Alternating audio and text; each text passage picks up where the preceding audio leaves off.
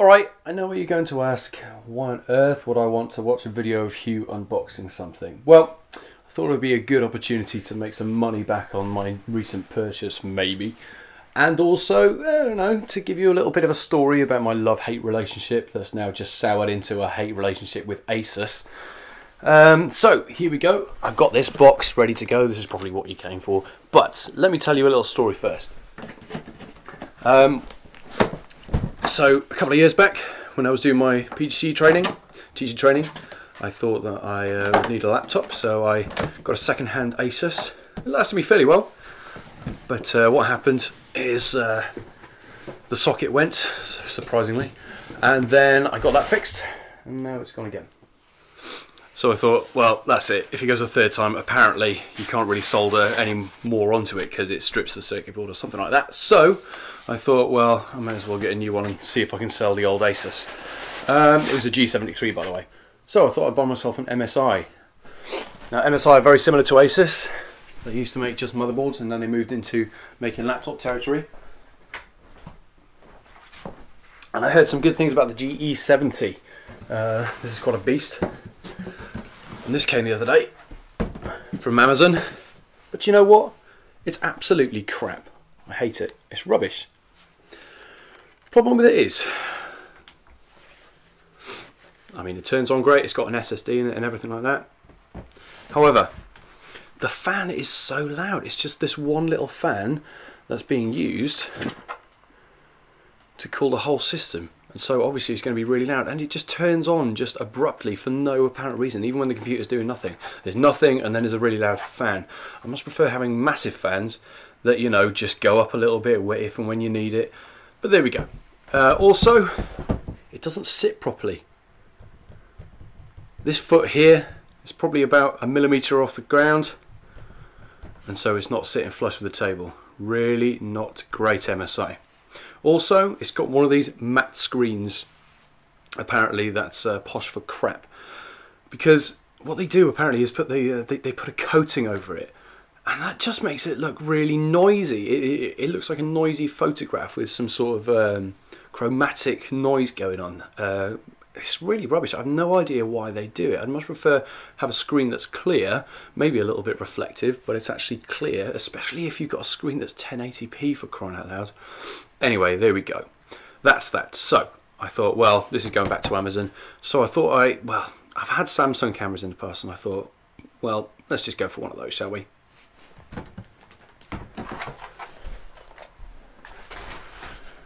So here it is. It's the Series 7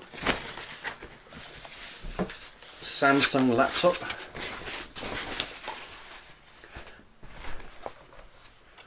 Oh, that is very nice. And what's in it then? It's a bit of a beast, to be honest. 16 gig of RAM at a speed of 1600 megahertz.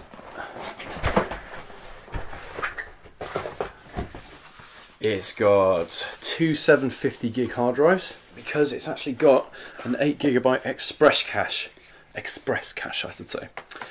So that means that it caches some important stuff and acts like a sort of mini SSD. Very cheap and a very effective way of getting around using an SSD exactly. It's got an NVIDIA GPU. It's the GTX 675. It's very good. It's got 2 gig of dedicated RAM. And also,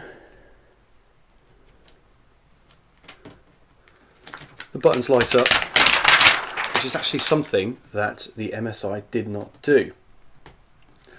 So, oh, that's shiny, very shiny. So there we go, it's got some nice touch buttons. It looks a bit gimmicky, I have to admit, but I really like the design of that. That's right up there with ASUS's design. So I thought, well, Samsung stuff that I've had before has been really reliable, so I thought that I'd better get this. Initial impressions, oh, it looks very nice touchpad, very nice screen, none of that matte rubbish. Samsung knows how to make screens. You've got a few touch buttons up here, and that's about it. You've also got this knob on the side. That changes your power settings, but actually it changes a bit more than that. It changes what the what colour the things are. At the minute it's in gaming mode. You got the WASD keys lit up in red. Not sure if I like that, but hey ho, there we go. You got balance mode, turns it to a more cool blue. I like that, I really do. And then power saving, it actually turns off those lights altogether. So I'm going to go ahead and boot up Windows 8, and then as soon as that's finished I'm going to reinstall Windows 7 on it, because naturally Windows 8 is a pile of rubbish. So just to finish off my story with ASUS, I went through 4 tablets made by them. I went through the transformer within a couple of weeks. That had crashed completely. I couldn't even turn it on, it locked up. Second one, transformer again, the screen broke on it and couldn't get that fixed, so I went back. So I thought, well, I may as well get the transformer prime then, just in case. Got that, and straight away I could see that the colours went right on the screen. Apparently it's a known problem with the prime. The glue takes ages to dry, and that means that it actually the colours aren't quite right on the screen. That's a very nice keyboard. That is very nice. I was a little bit worried that because it wasn't a chiclet style, that it was going to be, I don't know, a little bit clunky, but that is very good. It feels like a chiclet keyboard. They don't go very far down. It's a short throw, as they say, but it still feels very, very nice. And so after getting the prime, I thought, well, I may as well go one more and get the Infinity. Not a good move apparently, because what happened within a few weeks was that I just closed it on the keyboard dock.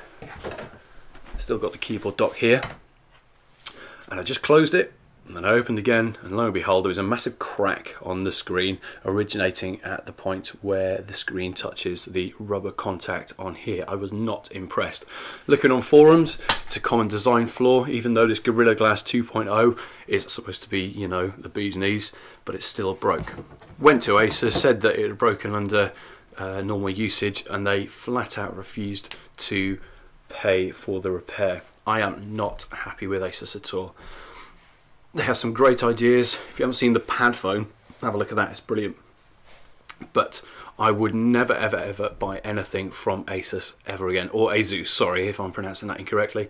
I'd never buy anything from them again, because even if their things are good, it's really not worth buying something that's probably going to break a year down the line, if not before, and then really have to fight for them to actually pay for the repair, and then in the end they won't even do that. So no, I'm going to stick with what I know to be reliable, and I've known Samsung to be reliable, so I hope that this is going to serve me well for at least the next 3 years now. So this will be my video for now, introduction to the Samsung 700G7C. If you want more information on it, or you would like me to do a further review after I've had a bit of time to play with it, leave a comment down below, leave yourself a like, and I think I'm going to do some more videos on some techie stuff, because when I'm working in school during term time I really don't have time to do any music, to be honest, because it actually takes a lot of time to set up, record and then edit. So I might do some techie stuff for those people who want me to, and it's going to go over on my new channel, which is called Hughes Reviews, link right here. Go over there, see if you see anything you like, and have fun.